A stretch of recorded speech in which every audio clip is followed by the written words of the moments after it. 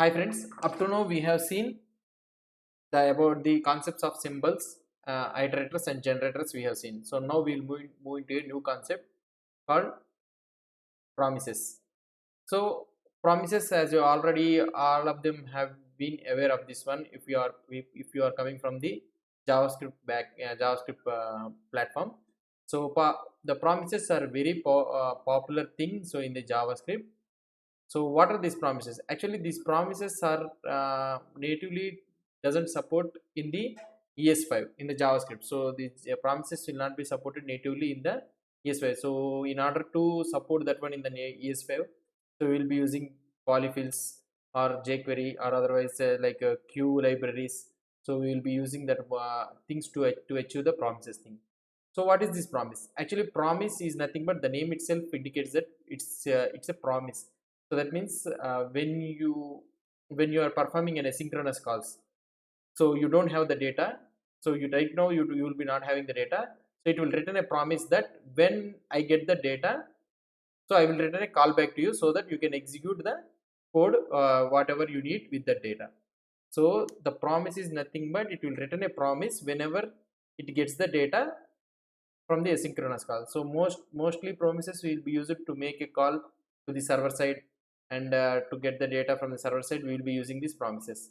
So actually we will see with a simple example about the promise. So here I am writing the creating a variable with the promise is equal to I am creating a new object promise. Okay, so like this we will be creating a new promise. So the promise takes a function as an argument, and this function consists of two arguments. One is resolve and reject. Okay, we'll go to this one, resolve and reject. Now I will keep the set timeout. So now I will keep the set timeout, and I am writing the function here. Okay, so after 2 seconds, so the code will be executed. So for example, you can write resolve of done. I will call that one resolve of done. So I am calling this method resolve. I am sending some data to this one. So here resolve. Okay, so here what I am trying to do is I am creating a promise object. So promise takes a function, and that function has two arguments, resolve and reject.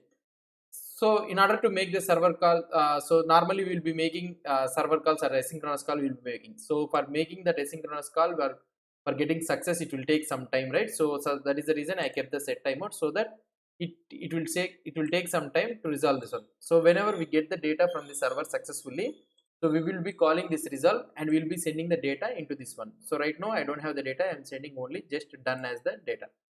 So whenever the data gets back from the server, we need to call this resolve and we need to send the data what we get from the server. So I am calling resolve, I am sending it as done. Okay, so after 2 seconds I am doing. So now here how can I call this promise? So promise, so I will be using this this variable promise. So when we can know that this set timeout function has been successfully resolve has been done. So when we can know is we will be calling this one as then.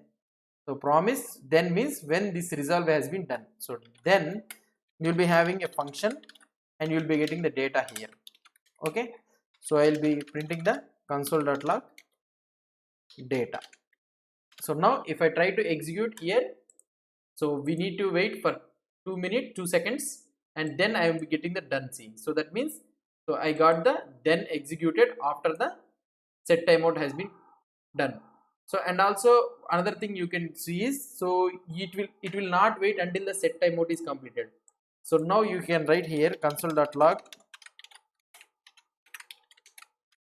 hello world or something like this, and if you try to check the code here, hello world is printed. After 2 seconds done is printing. So that means it will not halt the execution. So it will not wait for the callback that need to be succeeded. So when the callback is success, then it will go to the when that promise is success result, then it will go to the callback and it will execute the callback necessary callback. And here for example, if you got the error, so for example if see asynchronous call server call has been failed, if it is failed, so we need to send the reject. Okay, so let's see how we can do that, how we can do this one reject. hello world, and after 2 seconds also we are not getting executed. Why? Because that then will execute only when the resolve method is called. When this resolve method is called only, then method will be executed. So if the reject is done, so if any server call or anything is failed it, so where I can get that data? So you will be having another function, another argument like function. Okay, you will be getting this error in this. So now here I can console.log error or something like error I can print, and let's check the data. If we try to check the data, see here, after 2 seconds I am getting error done. So that means it went to the failed part. So in this way you can use the promises, and you can use the resolve and reject, and these things you can use like these promises. So these are the basic introduction with the promises, and we can see where we will be finding more easily is chaining of promises and all those things. It will be very easy. So we will see in the next video about the chaining of promises. So if you have any doubts or any suggestions, please comment to this below video, and if you like this video, please subscribe to my channel. Thank you.